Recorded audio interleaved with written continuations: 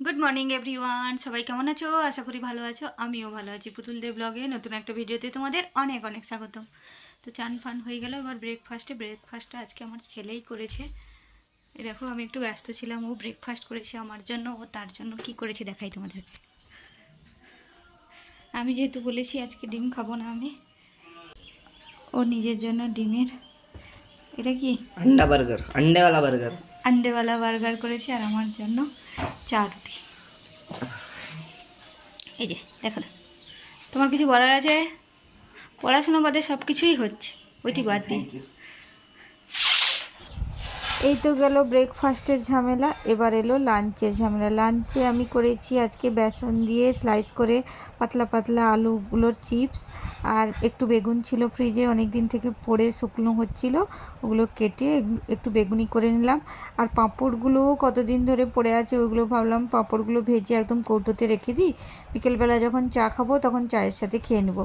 আর এদিকে আমি চাপিয়ে দিয়েছি আমার উচ্ছে আলু ভাজা। আজকে সব ভাজাভুজি দিয়েই ভাত খাবো। এই দেখো, এখানে হচ্ছে উচ্ছে ভাজা, উচ্ছে আলু ভাজা। দেখবে যত সবজি হোক না কেন, ভাজাভুজি যদি 2-3 রকমের থাকে, সেটা দিয়ে অনেকটা ভাত পেরোয়। তো আমার তো ভীষণ ভালো লাগে ভাজাভুজি, কিন্তু ওই যে নানা রকম প্রবলেমের জন্য ভাজাভুজি খেতে পারি না। আর এখানে আম কেটে নিয়েছি, আমের চাটনি করব বলে। এই গরমে চাটনি টক এগুলো তো খেতেই ভালো লাগে, প্লাস খাওয়াও ভালো। যাই হোক, খাওয়া দাওয়ার ঝামেলা চুকে গেল। দুপুরবেলা একটু রেস্ট করে নিলাম। সন্ধ্যাবেলা বেরিয়েছি আমাদের পাশের পাড়াতে, মানে আমরা থাকি রূপসপুরে, আর ওটা একদম গায়ে লাগা, চুয়াগড়া বলে, কিন্তু ওটা রূপসপুর নামে সবাই চেনে। যেহেতু তো যা আর আমি, আমার ছেলে, ওর মেয়ে, 4 জনে মিলে চলে গেলাম একটু নাম সংকীর্তন শুনতে তো নয়, দেখতে, মানে কিভাবে কি করেছে, কেমন লাইট দিয়েছে, ওইটুকুই। আমি বিশ্বাস করো, মন থেকেই বলছি, আমি ওর নাম সংকীর্তন সম্পর্কে খুব একটা ভালো বুঝি না। আর সত্যি কথা, আমার বাড়ির সামনে প্রত্যেক দিন হয়, অতটা দেখিও না।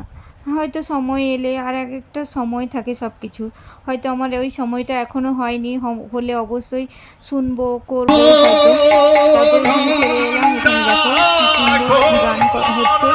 আর সবচেয়ে আমার আকর্ষণীয় লেগেছে পাশাপাশি ছোট ছোট ঠাকুরগুলো, তোমাদেরকে দেখাই, দাঁড়াও। পরে এখানে কয়েকজনের সাথে দেখা হয়ে গেল, ওদের সাথে টুকটাক কথা বলা, আমার কেমন আছো, কি করছো, তোমাদের পাড়াতে এলাম, এই ওই। তারপরে এখানে চলে এলাম ঠাকুরের দিকে। মেন আকর্ষণ মানে এটার জন্যই কিন্তু আমার মেনলি আসা। এখানে মহাদেব বসে আছে, পাশে একটা ছোট্ট মতো গরু আছে, গরু নয় ষাঁড় বলে হয়তো। তারপরে এই যে শ্রীকৃষ্ণ পঞ্চনাগের উপরে দাঁড়িয়ে আছে। তো আর এখানে গৌরনিতাই, এই যে ছোট ছোট জিনিসগুলো, এগুলো আমার ভীষণ ভালো লাগছে, এগুলো দেখতেই মেন আসা। কারণ অনেকের কাছে শুনেছিলাম এগুলো নাকি, স্ট্যাচুগুলো খুব ভালো লাগছিলো দেখতে। এই যে এখানে, আর এখানে লাস্টে আছে পুতনা রাক্ষসী।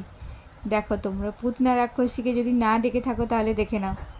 তারপরে আর একটু ঘুরু করে, একটু গান টান করে, আর ওইখানে যেহেতু 2-3টা মন্দির ছিল, ওই মন্দিরে একটু প্রণাম করে তারপরে বাড়ির দিকে রওনা দিলাম। এই ছিল আজকের আমার ভিডিও। তোমাদের কেমন লাগলো জানিও।